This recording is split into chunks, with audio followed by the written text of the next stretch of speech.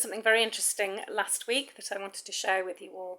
I was listening to a podcast about sensory processing disorder, shortened to SPD, which is where this is what leads to sensory overload. So it's where the brain takes in much more input via one or more senses that leads to sensory overload.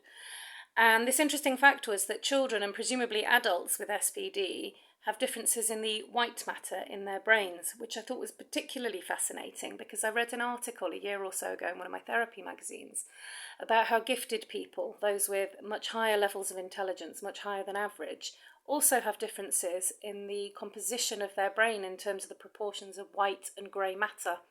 And they were saying that there's a lot more electrical activity in the more gifted individuals' brains, which can often also be associated with sensory overload.